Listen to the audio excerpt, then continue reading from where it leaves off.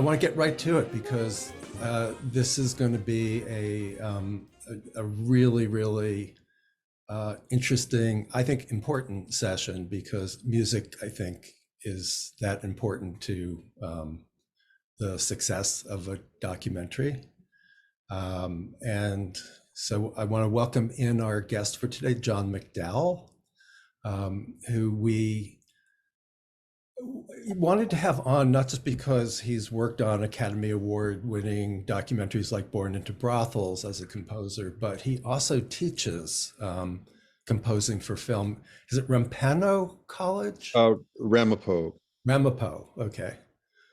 and Yeah, and workshops too, but yeah. okay. So we thought that he would be kind of ideal for this, given that experience. Just starting out, John, I'm curious, how do you teach composing for music? Are you dealing? I mean, we're fairly experienced filmmakers here, but I'm just curious where you even start with that. Right. Well, for the course, I chose a book called Hearing the Movies, actually, which is an interesting title. So because it makes you think, well, you're hearing as well as seeing, because people always say, do you want to go watch a movie? Of course, that's the main thing. We're taking it in, but as you say, the sound is so important. But I like this book, and it sort of just was a roadmap for me. Then sometimes I'd use it or not, but it's just that's how I started. And I often start with the beginning of film, 1895, and the introduction of sound from into talkies and that sort of thing. Not to spend too much time on it, but and then go through the history of film and till present. Mhm. All right. Well, let's get into. I have so many questions. I almost don't know where to begin. But what are, if I'm about to, let's say I'm a director, and in the past I've just haven't had the money for a composer, so I've worked with music libraries or I've stolen music, whatever it is. But this is the first time I'm going to be working with a composer. Where should the director even begin in preparation for talking to a composer and kind of speak the same language and um, you know that kind of thing? Sure. Well, before COVID, it's always great is just human beings and relationships to meet, but barring that, and a lot of people are even working more remotely just because the advent of Zoom. But it'll start with a conversation on the phone usually, and a description of the film and what they're looking for, perhaps. And of course, there's no one way. Many directors have a pretty strong sense of what they're looking for. Sometimes the editor is more of the person driving the car as far as the music. As many of you know, this term temp music. Most of the scores, the films I get, even if it's midway or so, it is not even final cut yet, it'll have temp music. Very rarely it'll have no music. So then I'll review it, and I really have learned to make notes right away, not just watch it once and then just walk away from it. But the first impressions are so important for me, because that's these sort of gut feelings you have. Like, once you've seen it once, it's going to be a little bit different this second time, and so that's very important. And then usually the director and I start talking about the direction of it, either based on the temp music. I really like to know, do they like, of course, it could be 35 cues or so. Any film could have 25 to 35 music cues or so. It's just an average. Is it working for them? What do they particularly like about a temp piece of music? Sometimes they'll say, well, it's just something we put in there we like the beat of it, but I don't really like XYZ, I don't like the voice, I don't like this, but I love the tempo of it, for example, or I love the feeling of it, but it needs something more. So at least it's a place to start from. And then this is where it gets, oh, no, I want to say tricky, but if you're hiring somebody, you don't want the person, the composer, they don't want to keep doing rewrites and rewrites, although sometimes you have to. And I think people might have heard the term MIDI. It's basically you're playing almost all composers are doing it. There's in the early days it was no MIDI, there's no computers, so that it was all done scoring, and then you get to an orchestra and have a big recording session. But nowadays a lot of composers work with MIDI, meaning that you're playing on the keyboard, but you might be playing the part of an oboe or the raging rock guitar or something like that. Some directors really like to hear sketches first, so that can be done with MIDI, but then that's always the challenge of, well, it's only this far, but it'll sound like that. But it's very hard to, I find people, you can't just get in their brain and have them hear what it's going to sound like, on the next versions of it. But it does help in a direction. So yeah, that's just, I mean, I can keep going, but that's let's say we've met. I've seen the film. I've got a sense of it. I've written notes. I have a following conversation with the director. We start talking about music styles, and I'll get a sense whether they have a path or an idea what they want or not. And then I always say, if I find that they're not familiar with musical terms, just fine. Just tell me adjectives. What is this? What are you looking for? And I guess I'll just keep going. But No, yeah, that's okay. I do have some questions. yeah, What I've heard it both ways from composers. Some composers want to work to like a locked picture right. and come in right towards the end, and others want to be brought on as early as possible, which is its own conversation. What do you think is sort of the ideal time to be in touch with the composer? Let's say you're mid-process, you're editing, you're using some temp music, but not completely. But you don't want to be wedded to the temp music, and composers don't want to feel wedded to the temp. Right. Okay, so there's always double-edged swords on this. If you come on the beginning, that can be really helpful. Especially, you might have some music already in the composer's personal library that they may say, "Hey, that's great. We'll cut to that." But that's my experience is pretty rare, and so that's why temp music comes into place. I have had a couple films where I came in the beginning and it just went on and on and on. I mean, over a year, and you start counting your hours that you're spending, and that's the downside of it. The upside, of course, is you're getting an early sense of it, and if if you're making your arrangement clear, that can be great, because you can be just walking down the street as a composer and thinking, I can hear that, because you don't have this pending 3-week 4-week deadline. I though tend to like a final cut, because I have had the situation where it just keeps changing, even if I don't come on early. This is the cut, this is final cut, then there's sort of final cut 2 and final cut 3, and then you've already scored it, and you might have a theme that really needs the breadth of the time, and they say, well, we've actually cut off 30 seconds of that, and you're like, well, and it's interesting, but you have to be inventive. I listen back to some things I've done, and there's cuts in it that I normally wouldn't do, sort of in my musical mind or something, and I thought, well, that works. That's interesting, because you're sometimes forced in these situations that you just have to make it work.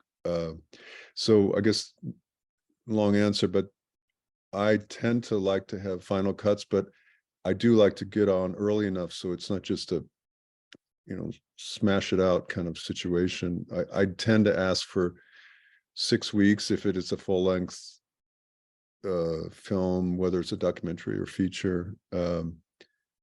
Yeah. What do you do as a composer if you look at a cut from the director and the temp music is all over the place? Mm.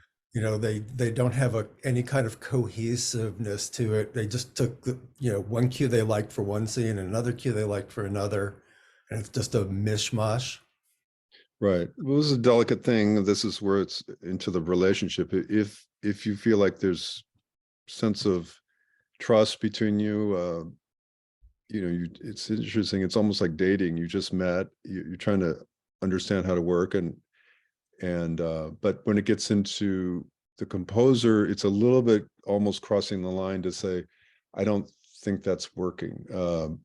Yeah, I think temp music, you can say that. I mean, it was one example where there was one cue of a film, and they kept asking me for more emotion. And I finally had to say, but they're just people standing around looking at a fire, and there's no relation to, something like that was going on.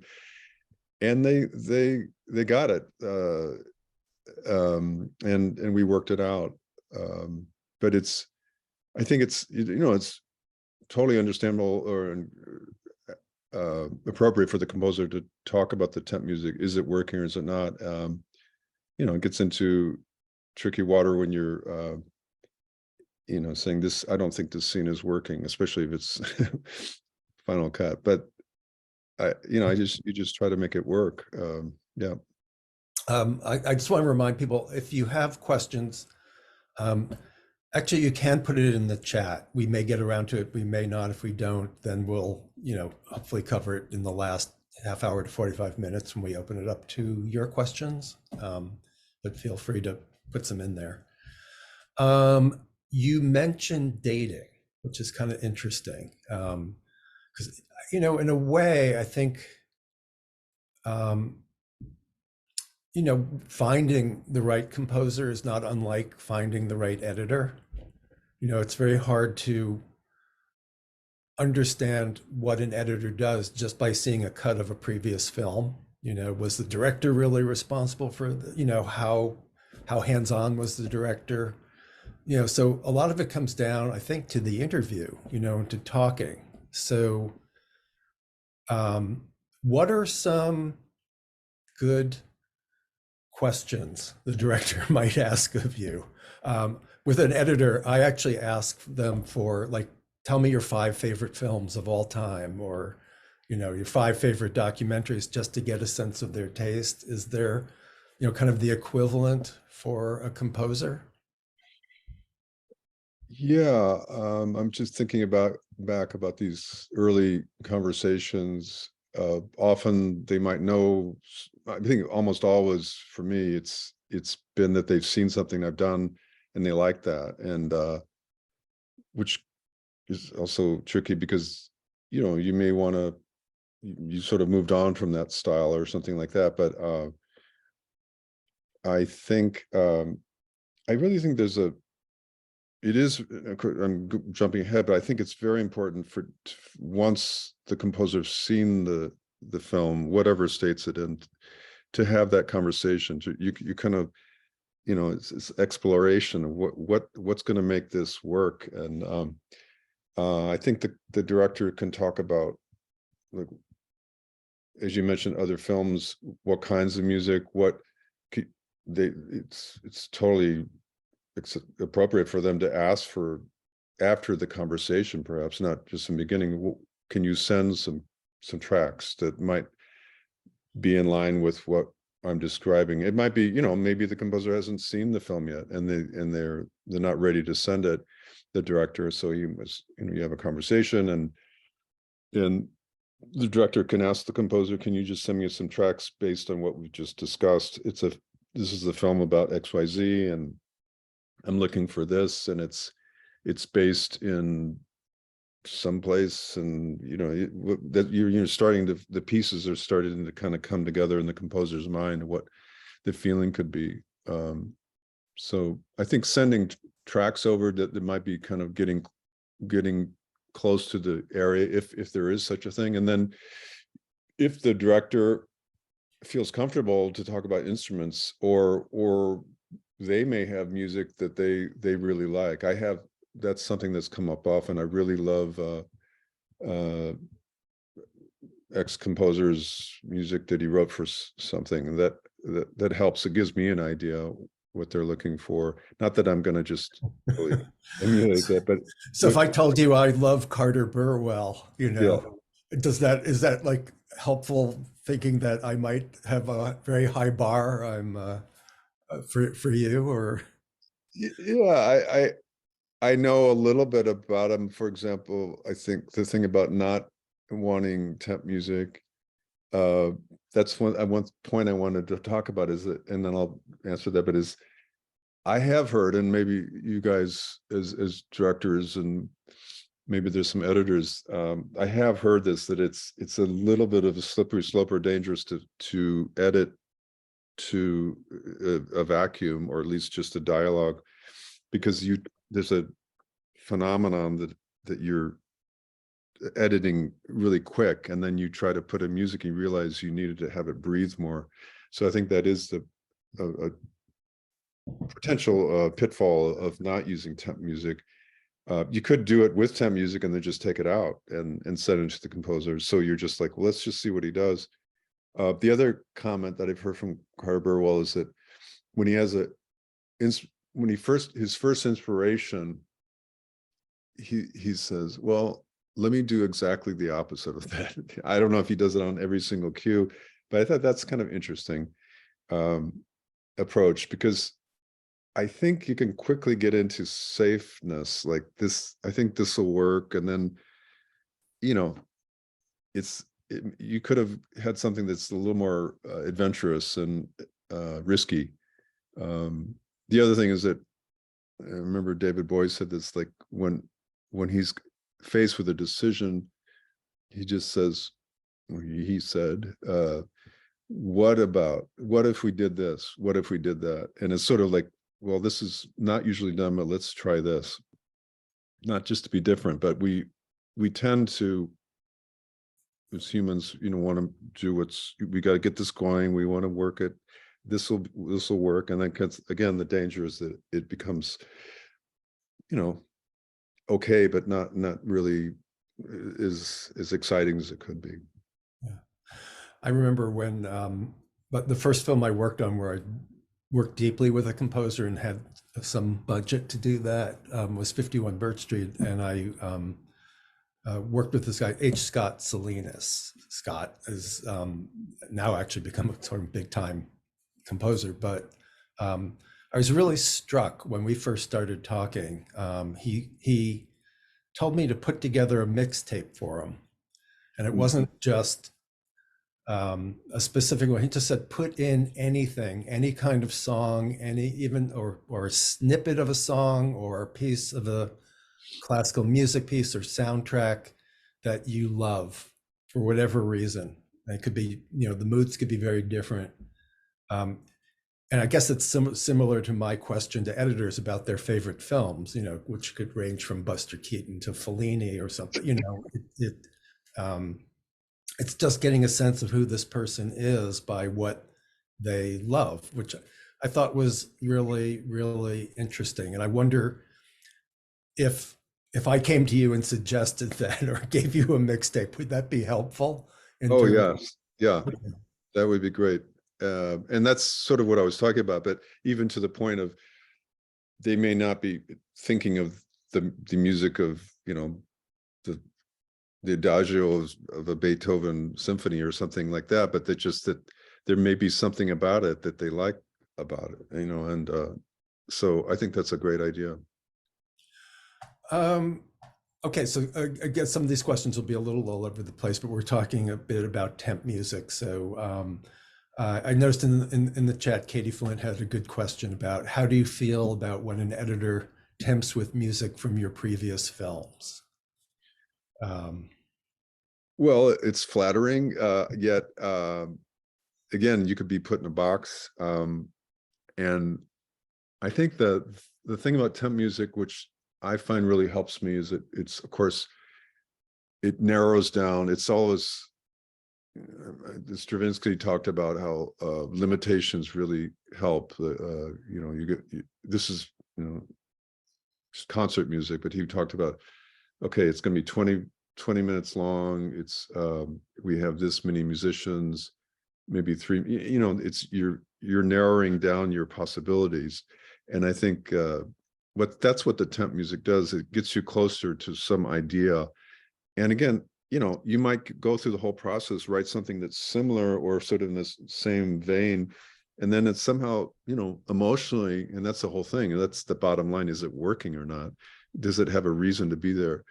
And you might find that it's not, and you might have a totally different idea, which often I've come up with, you know, first it's like, oh, I've worked for 2 days on this, but there's several examples where you know, not a lot, but I worked on something and it just wasn't working with the director, and they'd say, can you try something else? And it's, you know, it's a little hard to start back from zero. But almost every time it's been much better than the original thing I wrote. So I would just, the other thing I was going to say is that if they, whether it's my music or not, again, I try to figure out why it's working, why they think it's working. Do I think it's working? Let's discuss it. And there's mood, you know, which comes as sort of, you know, how do you define the mood? It's just something that we feel. Is the mood working? And also tempo is very important. Have they cut it to a certain not only the beat or the pulse, but are there kind of not quite stingers where it just lines up, but it's, you know, is it cut to the pulse of the music, or certain changes in the music? And I just, you know, immediately start kind of analyzing why it seems to be working. Mhm.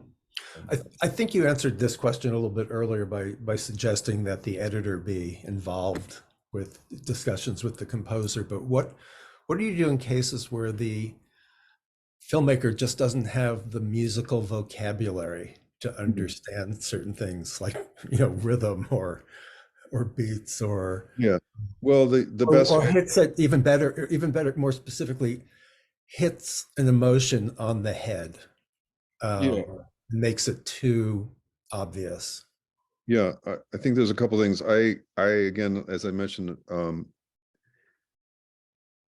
I don't need to have people know musical terms like, you know, adagio, or, you know, accelerando, crescendo, retardando, whatever. But it just adjectives. This both sort of the emotion, but there could be adjectives about the music. It's, you know, a pulsing, or getting faster, or very serene. You know, any kind of adjective really helps a lot. I guess the second part of your question was, what if I feel like they just, I think what you're getting at, without sounding like a put down, is that they may have very little connection with music, or no, or not a sense of how it can fit with film so well. And I think you just got to be sensitive and uh, try to help them under, you know, what you feel as a composer works. Um, and as I said, I think sometimes I've had the director, he's got kind of a overall vision, but more than not, I've ended up working with the editors, because they're the ones putting in the music, the temp music, and cutting it. You have to be careful about, you know, too many cooks. So you talk to the director, and then you go talk to the editor. But oftentimes I ended up just speaking with the editor. Not that I'm avoiding the director, but I'll get a sense pretty quickly who's sort of driving the connection with the music and the emotion of the film. There's a filmmaker who couldn't make this, who's a kind of regular on our face to faces and couldn't make it, but emailed me to ask you, in particular, he has a real bug about documentaries being overscored. Hmm. that too many documentaries are just wall-to-wall music, and um, overblowing, trying to become more like fiction films. And how do you feel about that in general? And then what do you do when you're facing a director who you think has been overscoring their, just putting in too much music, too many Yeah. cues? Well, it's always you want to be sensitive. There may be a reason they just, and I think one thing to say backing out of that is that it may seem, like I'm not appreciating my own creativity and art, but it is a work for hire. You're paid to do something, and if you feel like you're right, but the director is disappointed, that's not a win for me. I don't think in the end, I can't say that there's a film that went out that wasn't done in agreement by the end, in the sense of people, the composer, me, and the director or editor felt good about it. Like these are the right decisions. And, thank God. That I'd hate to have something out there that there's a real discord about, but I think it does bring up something that can happen where the scene may just not have what the director wants, and the music, it can really lift something, but also it can just, it's like all these metaphors. I think about making soup, of all these ingredients, and you put in way too much salt, and like, what are you going to do about it? So it's sort of like, here I am trying to fix this, not fix, but make this feel right.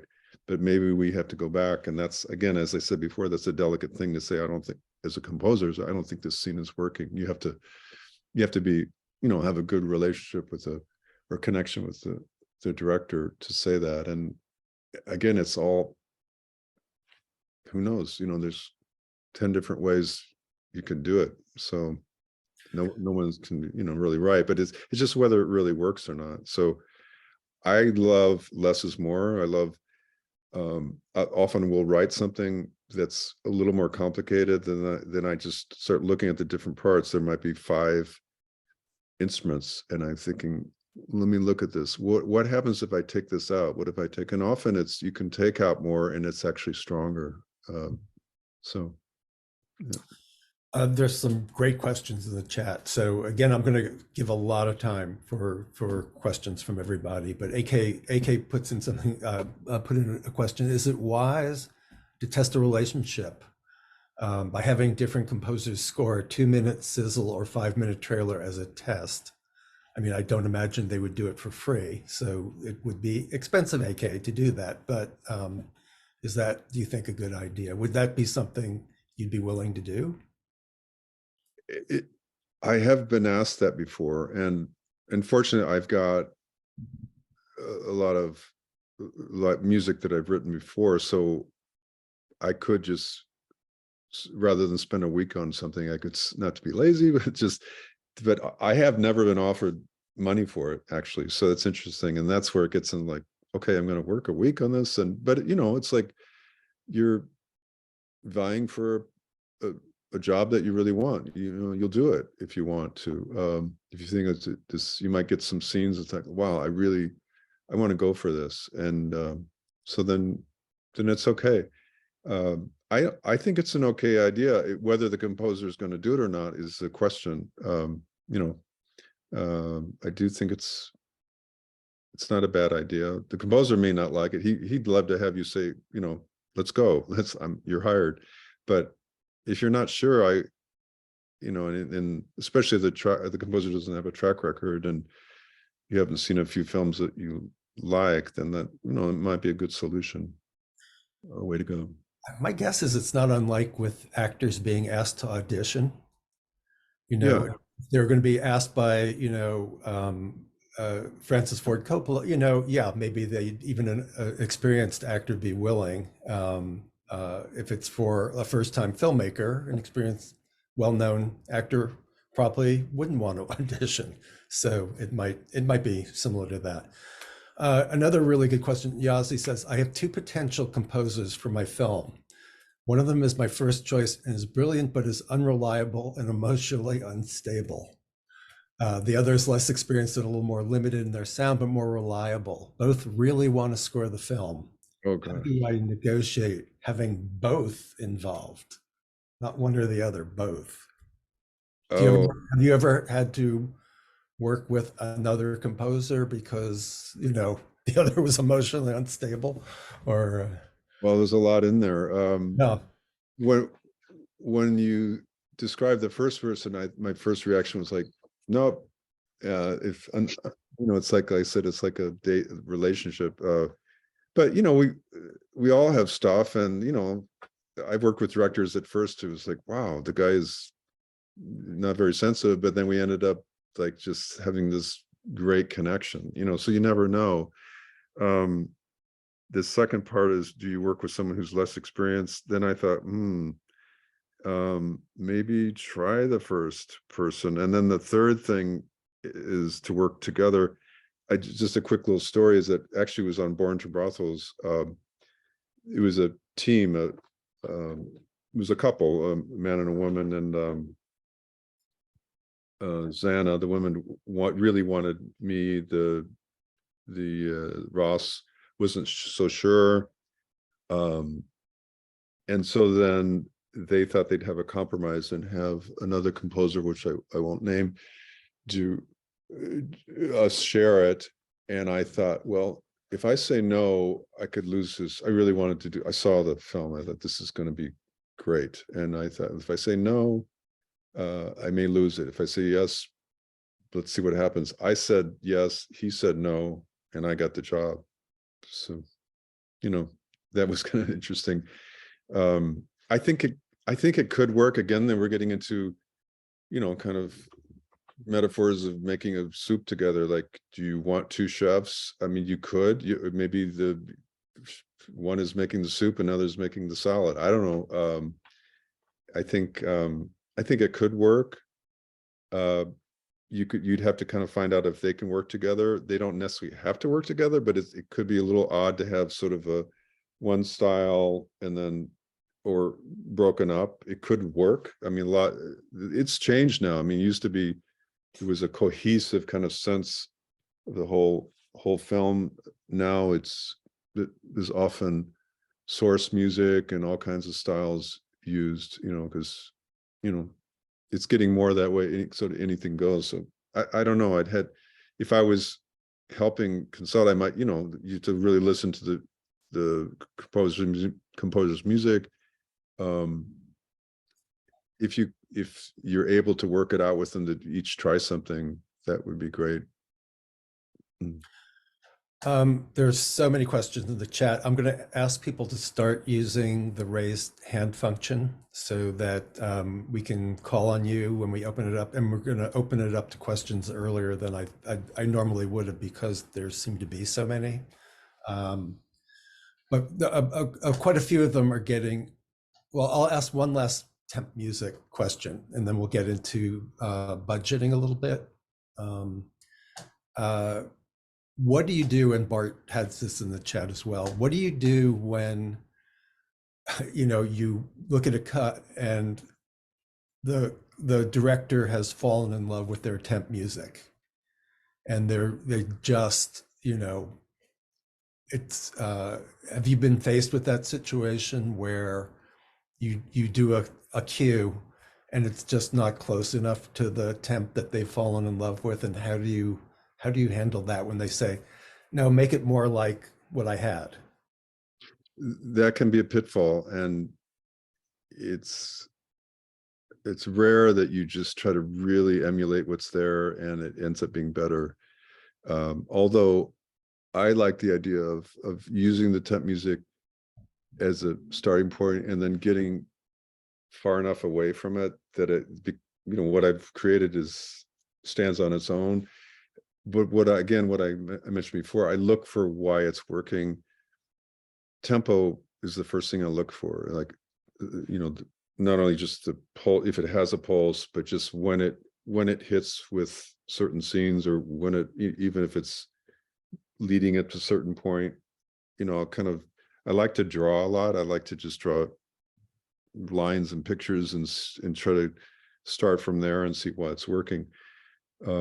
They, again, it's, they may never, I think I mentioned the other day, it's, if it's some super famous piece, like, or like, I want you to write something like the Beatles, that's, it's unrealistic, but yep, you do your best, you do the best you can. I think I don't mind. I like working with temp music, actually. So, yeah. Um, Without getting into, if you don't want to answer, what your fee is, when we're budgeting for a composer, what is a good ballpark idea of what, say the composer is going to do all the music, there's probably going to be, like you say, maybe 30 to 35 cues.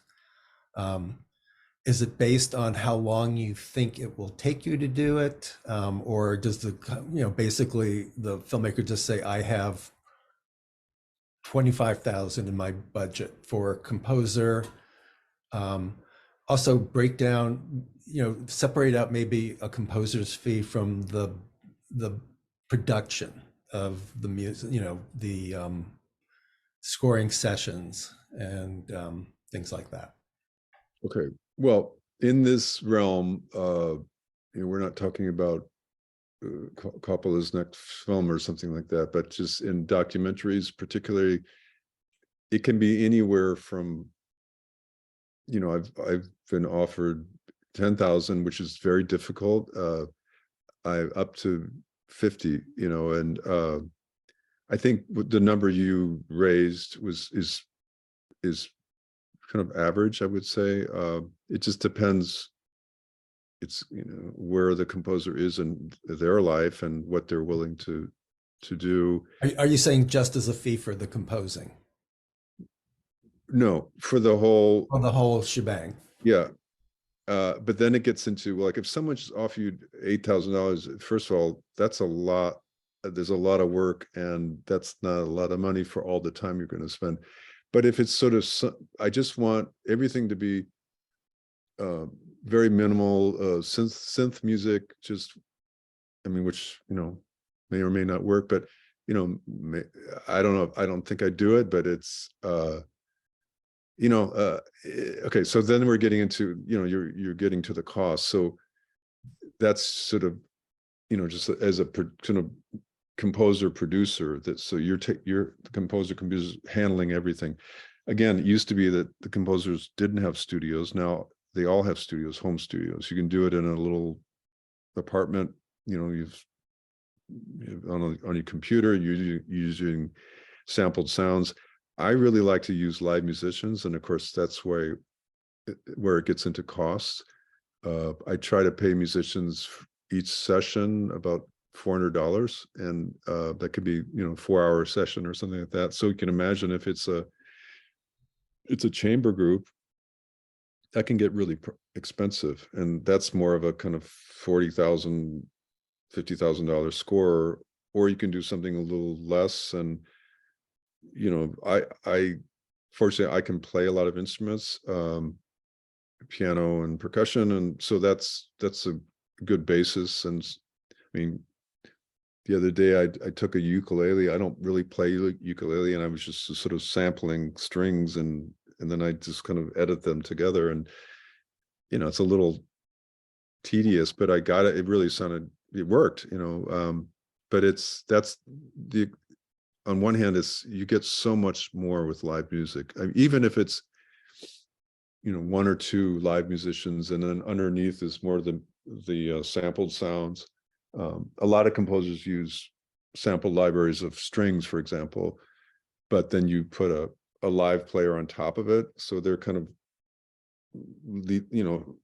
more forward in the mix. I mean, of course, people know this, I guess, but I'll just say it, the way it works is that the composer will either, he'll send sort of sketches.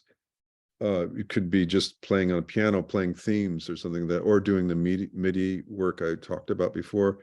But then it has to get mixed, and that, like I said, most composers mix their own music. You're at a workstation, and you're putting all those sounds together. Unfortunately, we had a problem with sharing, but I was going to show what MIDI looks like. It doesn't really matter, but you know, it's music software, and you're working with the MIDI. But anyway,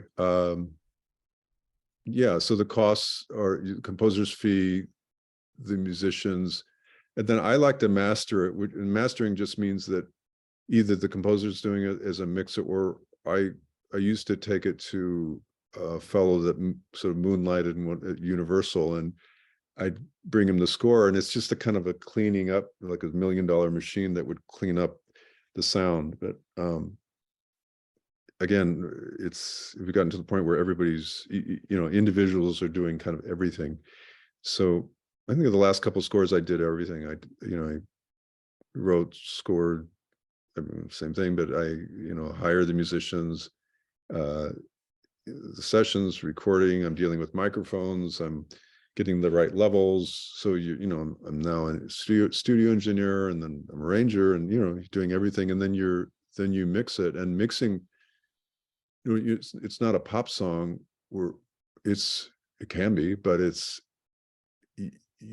there's so many possibilities. You have like cello and percussion and piano, and I like to use voice a lot as an instrument. And then you've got these tracks, and like, well, maybe we need to bring the voice out here, or maybe bring that back, or maybe we just has the voice by itself, kind of really haunting sound or something like that. But that's, again, the more musicians you use, the more it costs, but I think the better score you'll have. Folks, there's just a ton of really good questions in the chat, so please use the raised hand function. We're just about to open it up to your questions. I just have one last one, unless we run out of your questions. Kind of based on the question of how long it takes you to score. Where do you get your inspiration from when you're creating the music for a film, or specific cues? Particularly if the temp music was off, or there's just or when you're not inspired somehow. How do you pass that? Well, I hope I'm inspired, and I try to find out why there is a film, what's the story, why is this scene important. I really go with my gut, and like I said, I'll watch it, write notes.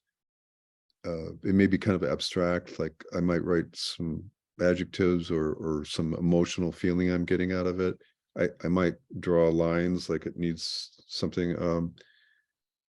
I think again, kind of back to the thing, if it's not working, I don't find that so often. It's more like a problem solving, like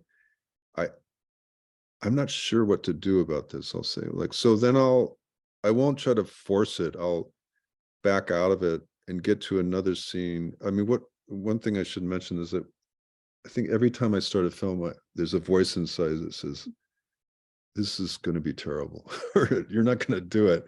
We all kind of have that. And then, it lasts for a few seconds. Then I'm like, okay, let's find something. Well, let me find my way into it. And I'll eventually find something. And I tend not to start from the beginning, because I want to know where I'm going. And I usually find something in the middle, or somewhere, identify with the character. I might get just a motif or something for a character. And then when something clicks, it's like, aha, and then I've got these elements. I got a motif or a sound. I got the instruments that might work.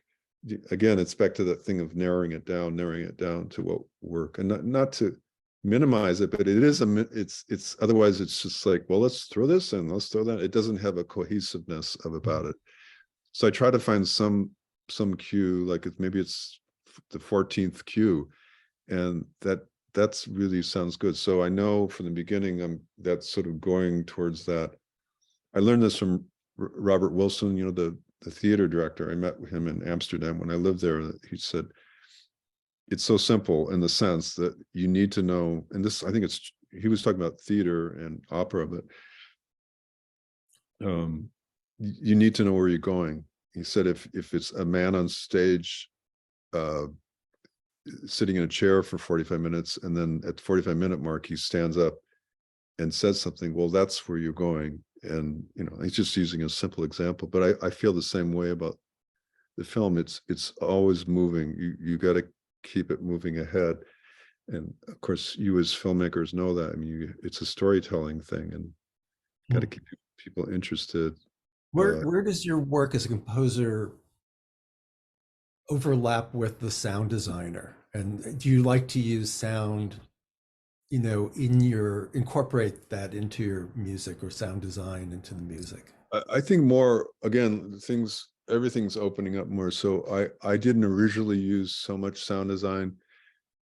Again, there were people that just did sound design, and now more composers are doing that.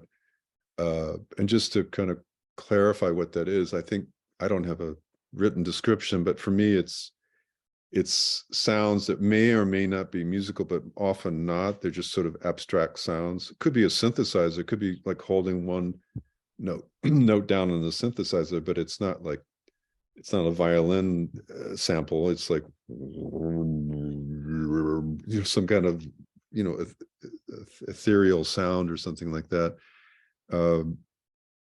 But I've worked with sound designers, and it's sort of, I think it's felt best to me to let them either hear what I've done, or maybe they might have already done the work. It depends on the whole scheduling, but I kind of let them, you know, let them do their thing, let them do what they're creative. And but as I said, more lately, I've been doing it myself. I have been, and also been kind of experimenting with this idea of a kind of sound design idea with instruments. Like I have a cellist that I work with, and I just asked them to play 8 different notes, kind of a cluster. And, you know, so I had him just record 2 minutes of each note. And so then I had this palette of sound, you know, sound that I could bring up certain notes or something like that. And I used that underneath other instruments that were more clear, or someone singing or something playing. And it's amazing when you took it away, it just had this resonance and this thing happening. It was just sort of this abstract thing underneath it. So it's like, it's sort of in between sound design and, you know, it's part of the score, but you couldn't say that it's really, you know, it is music, but it was like kind of holding 5 notes down on an organ, you know, but it really worked, you know, just made me think of that. Great. I'm going to open it up to questions from our audience. And folks, if you have a question, just go to the reactions icon at the bottom and press raise your hand there, and it will show up. And I know a lot of you have more questions than we see hands raised here. So don't be shy. Although do know that this is being recorded as part of our for our YouTube channel. So just be aware of that. Dan, you've had your hand up for a while. You lead off. Thank you. Can you hear me okay? Yes. Oh, good. Sometimes I have audio problems here. I'm planning on hiring a composer pretty soon, and I have a climactic sequence that I'm thinking of, right, that I've been thinking of for quite a while. And I'm just wondering, have you worked specifically on jumping in on with the director and editor and crafting a sequence dramatically, instead of, you know, interpreting a sequence? Have you been able to do something like that? The sequence I have, it has a music base. It's a lot of musicians who are playing a basic rhythm, and I want to create more of a drama and a climax for it. Interesting. At first, I didn't understand because that is your question. Start out with like, yes, that's what composers do. But what I'm understanding is that it's, I guess, diegetic music. It's already in the sound. It's on the soundtrack, right? I mean, it's in the. So people who are, I guess, there's some scene going on, and people are actually hearing that in the scene. I mean, Yeah. that's sure. I think I can't. I'm trying to think. I have done that before, and that's kind of fun to do because then again, it gets okay. Well, it's in this key. It's in this tempo, and it's moving in this direction. It just depends. It depends. It'd be great if it was separated from dialogue. I don't know if it is, but No. yeah, that can be Yeah. Yeah, challenging. it starts off with a rhythm that it's not dramatic at all. It's sort of basic, but it does establish a key and also a rhythm to it. So the composer would have to work with that. Yeah. And then it needs to create a dramatic, scene with cuts and things like that. I'd first try to find. I mean, first, of course, percussion makes sense. A crescendo of some instruments that can really swell, but then really limit it because pretty soon you can get way too much going on and confusion. So I try to find just a few instruments that'll do what you're describing. Could be cymbal swells. It just makes, I'm just in my mind thinking about it now. And I don't know if people know how this works, but there are a lot of, I've been playing around with it the last 5 years or so, is to use reverse sounds, like play a keyboard sound and then you reverse it and you get these kind of interesting, those kind of sounds. And I could hear something where you actually hit something very loud and it's decaying, like a piano, like a really low piano sound, like that, and then it's decaying. It could decay over 30-45 seconds. If you reverse that, then you'd have a swell, you know what I mean, because your accent would be, the hit of the note would be at the end instead of the beginning. That's interesting. Yeah, you might. I mean, that's just some things I'm thinking off the top of my head. Pick just a few instruments to start with and see. You got to find something that's helping, that's working. Doesn't mean that everything has to be reversed. You might find something that's gives that reverse sound swell. Yeah. Have you jumped in on a project where you actually are part of the editing and to create the drama of the scene? Have you ever done that? I have had a couple of times where a composer's working on something, they might call me, kind of farm it out, or the director might say like, "Hey, could be full disclosure. He might say, I'm here with the composer and we need help with something," or it could be just like, "Hey, let me just talk about that. This guy's working great, but this one scene's not working." I just want to make sure it's okay with the composer, but a few times I've done that. Okay. Interesting. Thanks. Sure. Thanks, Dan. Gabriella, can you come up on camera to ask your question? Yes, absolutely. Thank you, everybody. Happy New Year. My question is, what are the protocols for contract in terms of, when you have sometimes you work with a friend or sometimes you work with an industry, what are the protocols in terms of the first stage of a contract, and then in terms of the rights of this to be used later on, and then if the music, if when the people are editing, maybe the work of art created by the composer needs to be shredded apart and cut into pieces, how does that work? Thank you. Yeah. I'd be happy to send you a boilerplate contract. Just a few things about that is that,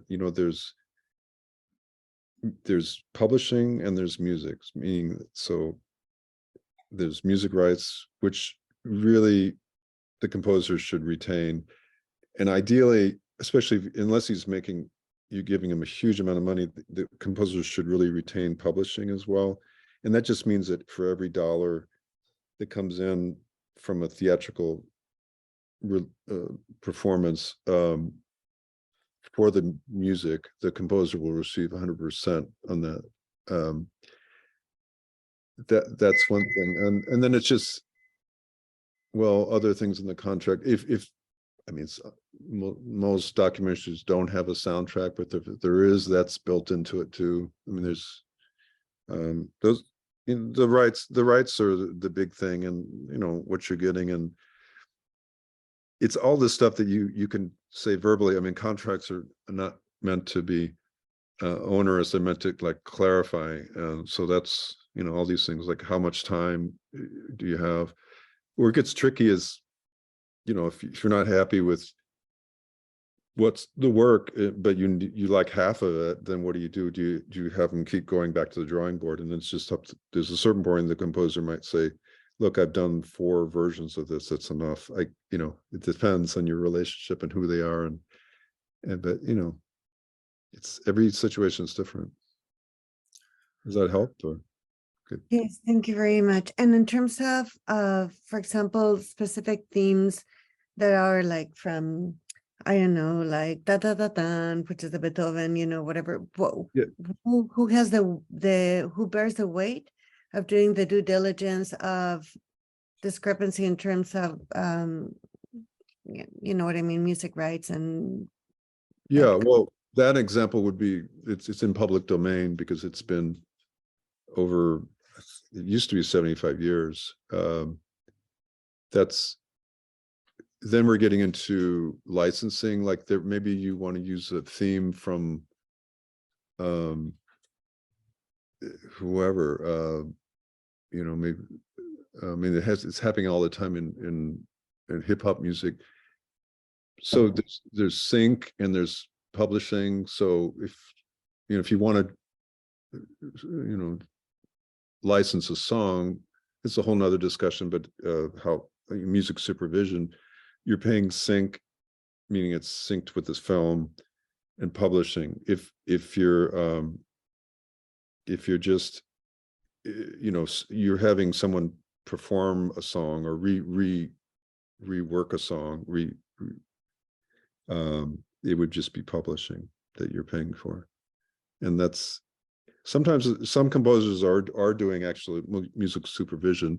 Now, there's not many composers who are lawyers, but they can help you either do that. There are a few composers who are doing that. That's that narrow band where they know enough legally to do that. And, you know, licensing a song can be anything from $100 to 100,000. If you're, you know, Beatles songs are in it, it's going to be, you know, a lot of money. The other thing I think, do you guys know this, that for festivals, there's things called festival licenses where a publisher will give you a very low rate for theaters, because they know that you're not making any money on it.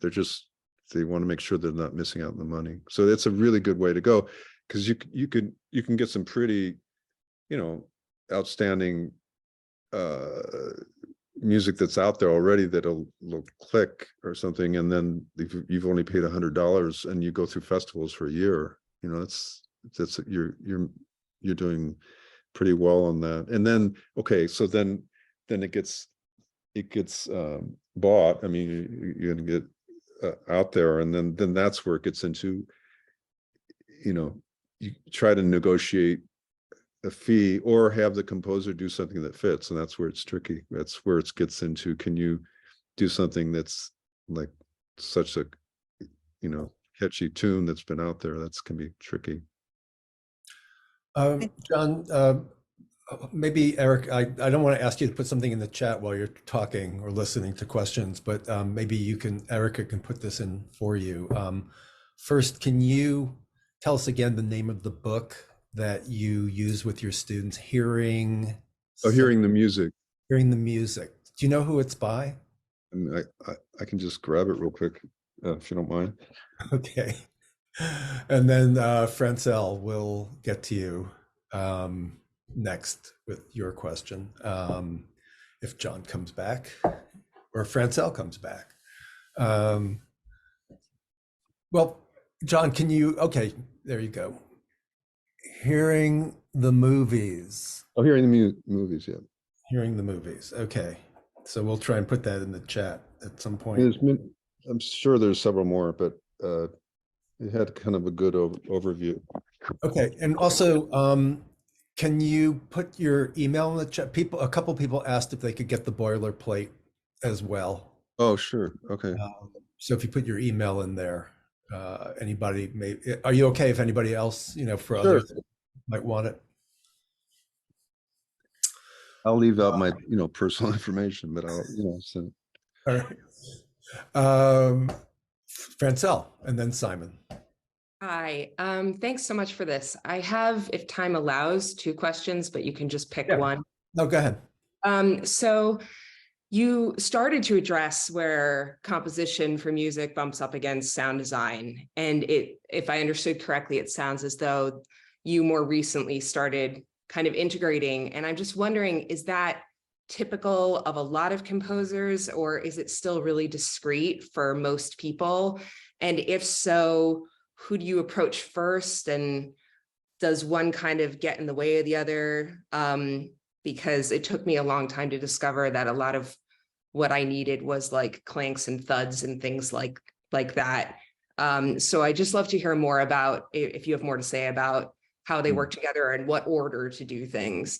And then separate question, when looking for people, if you feel like you have lots of short scenes versus a doc with more extended scenes, as someone who's never composed or had an original tune in her head in her life, I'm just wondering, like, are there certain people that are just kind of only good for 2.5 minutes and it's going to sound repetitive if it's longer than that? Are there people who like love to do kind of like 6.5 minute long things, or does that kind of not matter? Is any composer you kind of pluck from a crowd likely to be talented with shorter and longer stuff?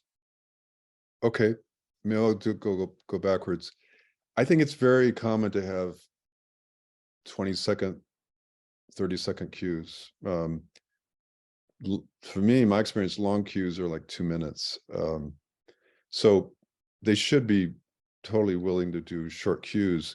They are in some ways harder, and I think that just off the top of my head, I was thinking that I might approach the longer cues first, because then I'd have some material to use for the shorter cues, not just replicate it, but sort of, as a kind of theme that comes back. And then I'm, maybe those 2-minute cues denser, orchestration wise, meaning more instruments. You might just have one instrument for that 10 seconds, just a kind of a reflection or recollection of that moment. I don't think there's composers I don't think there's a problem. I don't think that there's composers that only want to write longer cues. Longer cues take more work to do, but you can be satisfied. I don't think that's an issue. Does that make sense what I said? Yeah. Okay.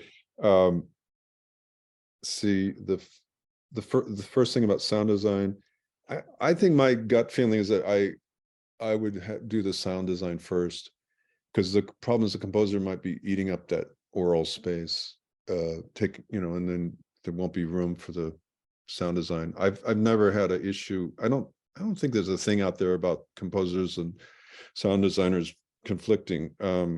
Sorry, do you know if sound designers like to work to temp music, or should there be like nothing there before reaching out to them? Do you know? I think it'd be a good idea to have the temp music, because they know to kind of stay out of the way of that, just like there's going to be something there, or at least if it's there, that they're not going to, do something that's incongruous. I would do temp music, sound design, and then composer in that order. Thank you. Simon. Yeah, John, thanks for that. It's very interesting. Oh, Simon, you're very overmodulated, so but you might have to lean back a little bit. Yeah. Do you hear me now?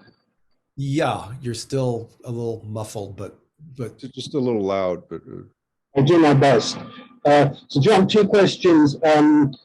First one, do you think all documentaries can benefit from music, or are there some that don't need music?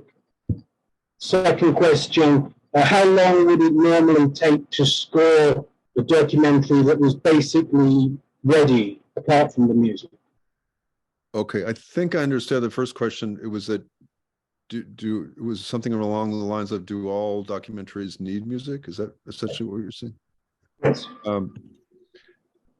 I think I would say yes, because I'm a composer, maybe, but I think I'm just kind of kidding, but I think, I mean, you've had that phenomenon where you have the TV on and the sound off, and it's kind of deadly.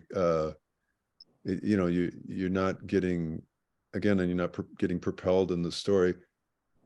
But you know, it's somewhere between minimalism and overdoing it. I just think ideally the music will be there to help the story. There may be a case.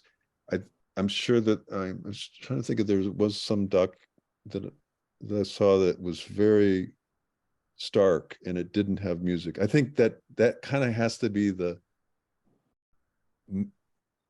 decision. Like, we're going for that. That's what this is about. There's a mood of the whole thing, and maybe it's shot in a certain way that it makes sense not to have music. It really depends on the film. The timeline, you know, some composers might work faster than me.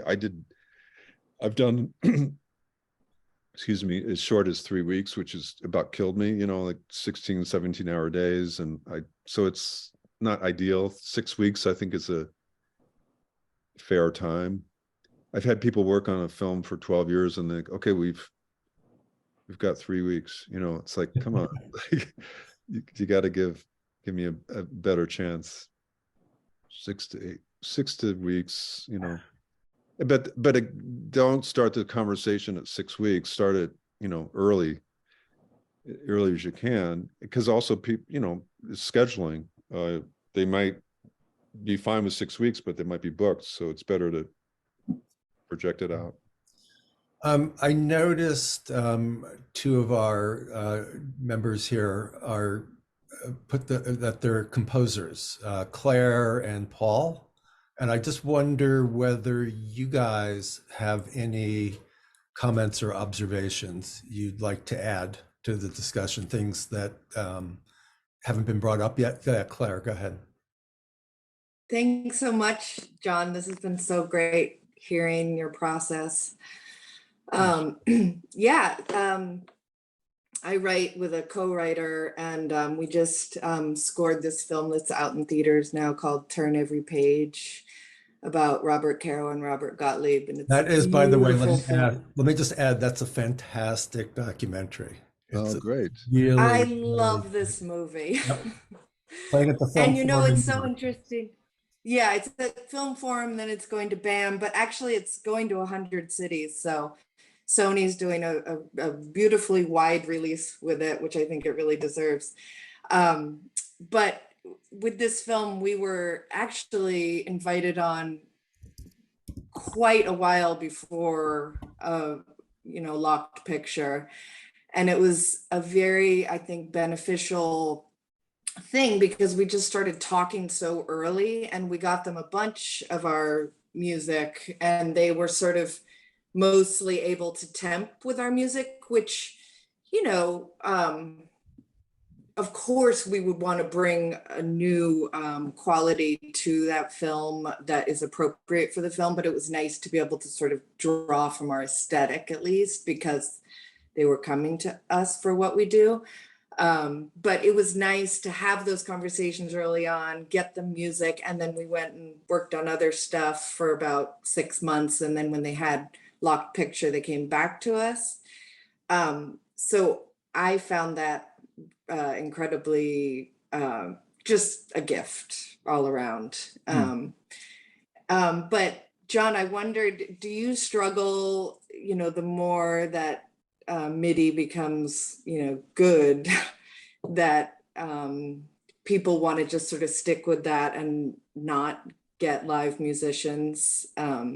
because I always find myself, really fighting for that extra effort of getting real musicians, and I always will. It's like top priority for me.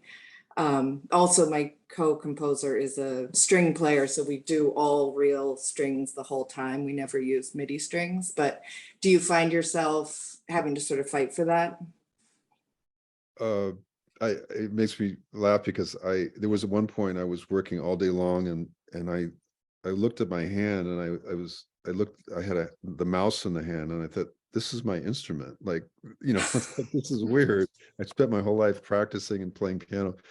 But that, regardless, you're going to use the mouse and move sounds around. But I don't think my experience is that the directors prefer one or the other. I think that they always resonate, I think, more with the live music, but it just comes down to the budget, Sure. And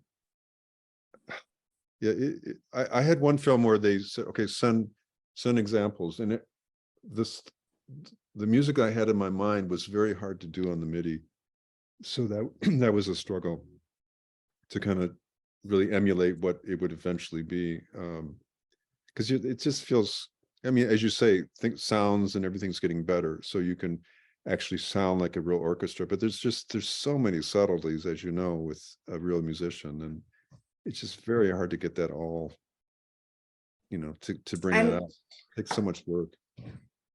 And I think there's so much emotion that comes from real people playing the instruments that's just subconscious even, but it's always going to bring emotion to the film. Yeah, it's a little bit like having an AI person working on some business you're trying to contact and communicate with them or something. I mean, I don't know, some metaphor like that. I also was going to say that what the description you gave, I think that sounds great. The challenge I've had about working early, the challenge I've had is starting to actually score like way in advance, and then things get changed so much that you feel like you're doubling the work, but I think that what you described sounds really like that's healthy. I think if all the timing works out, even if the composer sees it, It's not, has an idea, and it's not always that lucky though. yeah, that's right.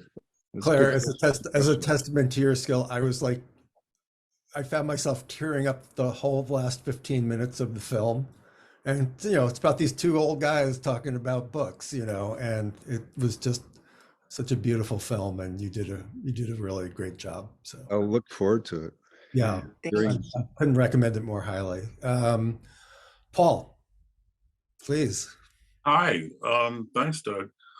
John, this is wonderful. I'm really enjoying listening to you. I agree with just about everything you say. And I agree with the idea of using live musicians. What I find is most effective, especially from a budget standpoint, is using soloists above a MIDI orchestra. Yeah. That trying to, you can hiring a whole orchestra is obviously, ridiculously expensive, but you can do some pretty good orchestral simulations with MIDI, and then having a soloist, a violinist or a saxophone or a clarinet or a cello, or even a classic guitar above a MIDI orchestra can be very, very convincing, and I very much recommend that. The other thing I wanted to say is, in defense of temp music, is that the directors that I've worked with, I guess I've been lucky, is that they have very good sense of what they're doing with temp music. And someone's been asking, where do you get good temp music? And where they get good temp music is from other films. Yeah. Is that you get, you find a score by Carter Burwell or Hans Zimmer or Mark Isham, and you say, this is the flavor I'm going for. And if they have good taste, which is always, a question, but again, I've been lucky with that, that can really be a tremendous help in getting off the ground and finding your common ground with the director or with the editor as to what the music should be. I'd be curious, now that we have a panel, Are there music libraries you'd recommend that directors on a really small budget might consider? I want to, before I get to that, I want to respond to Paul's things. I agree on both. Like I said before, I do like temp music because it, as I said before, it helps me get an idea why they think it's working, and et cetera, and it may be just working. And also the idea of a soloist on top really works. And we have to remember that, you know, we're sitting in a theater, we have all these senses working, our ears, our eyes. So I'm not saying that the music can just be anything, but you know, if there's dialogue going on, and as the piece you're describing has clarinet on top and the strings are kind of sampled, but they're low, like I don't think people are going to hear the difference between, you know, that all these things going on. On the libraries, I don't have a library that because that's, I mean, I have my own, but I don't have, it's not like it's out there for sale, or, you know, and people ask me for things, but I don't know of any libraries. I guess we could, I'm sure, you know, any of us can Google it and find some things, but one example is like my brother's film. We were looking for Vietnamese folk music, and there was a library that we use something, but you know, you can get down the rabbit hole and try to find a lot of stuff. And I think the challenges with libraries is you may end up with a score that's not cohesive. It's sort of a mishmash of things, and also, you know, you may not get the emotional impact that you're getting with working with a composer. But it could be, you know, maybe you've got a very low budget, you just got to do it. Yeah, I just remember talking to a composer recently who said he was asked to become in a sense, music supervisor, because they had such a limited budget, and could he sort of supervise, you know, some clips from music libraries so that it was sort of more cohesive, or that they could find cues that you could suggest. I wonder if any of you've been in that position. I've been in a position where I've been competing against musical libraries, and that's no fun. Right.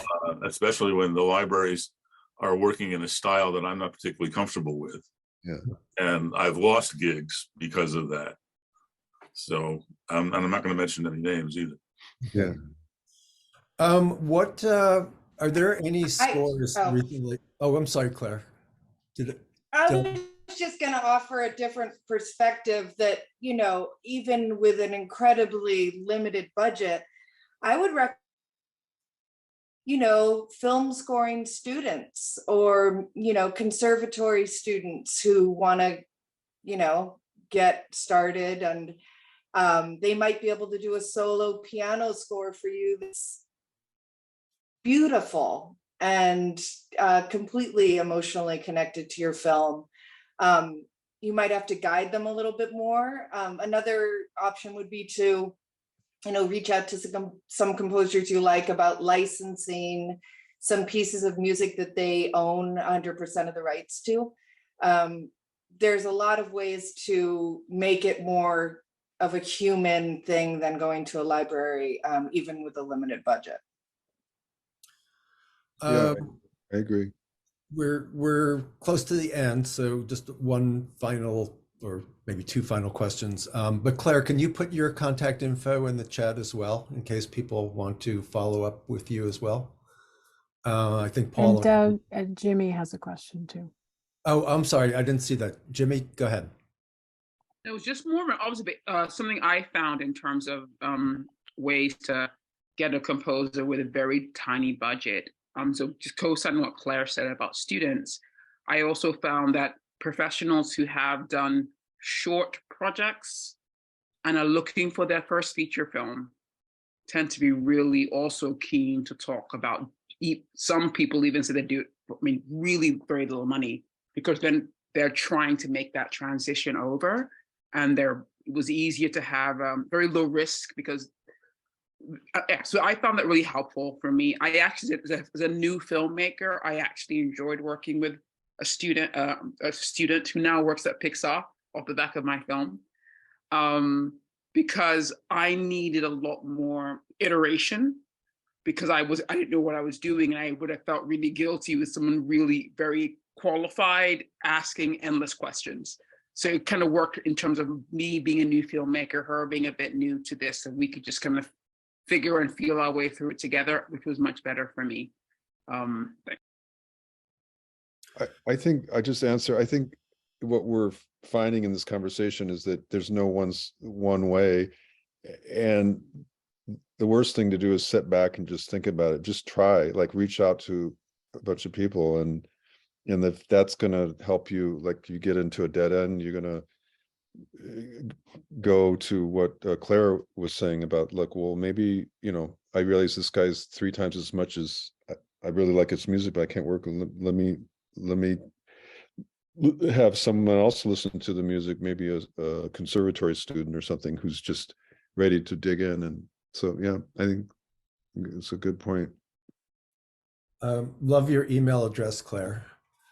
Our last question before I ask for final words, but do you guys, can you guys point to any documentaries in particular that you thought had really particularly great scores? I mean, I can think of Koyana Squatsi, of course, but short of that just you found inspiring or just really well done.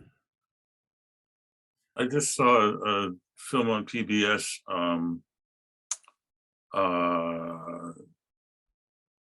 about a civil rights pioneer, which had brilliant sound design as well as sound manufacturing. And unfortunately, the name is escaping me at the moment. It was just on World Channel last week, and now I'm embarrassed because I can't remember the name. But it had wonderful, wonderful music. It was mostly piano based, and it sort of felt like started off feeling like Beethoven, but it went from there, and I was very, very impressed with it. Philip asked, was the film Loudmouth about Reverend Sharpton?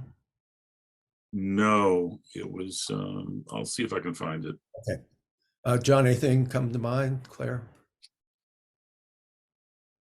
Don't mean to put you on the spot, but yeah, I was thinking more of features. yeah,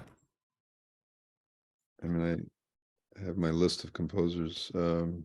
yeah, it's easy to think of ones for features. That's why I asked specifically about documentaries. Yeah. Anyway, while you're trying to, Claire, yeah. I really enjoyed the Andy Warhol. Sorry, I really enjoyed the Andy Warhol Netflix series. I liked that, and then I also liked The Lady in the Dale, that score on HBO. Great. So we're pretty much out of time. Just curious if any final words that you might have, that something you've been wanting to say, John, that you didn't get around to, or I just really enjoyed myself. I mean, I do want to, before I forget, thank you so much, Doug and Erica, and also because Peter and Marge, who are these ambassadors, and what a great organization, what a great group of people. And I think this sense of community, because it can be a very lonely thing being an artist, and it's incredible to me that people spend so many years often, and it's not that they can't do it faster. It's just it's such a involved process. So my hat's off to all directors, anybody who's doing this work. It takes your life. You can spend 10 years of your life or more on a film, but it's worth it.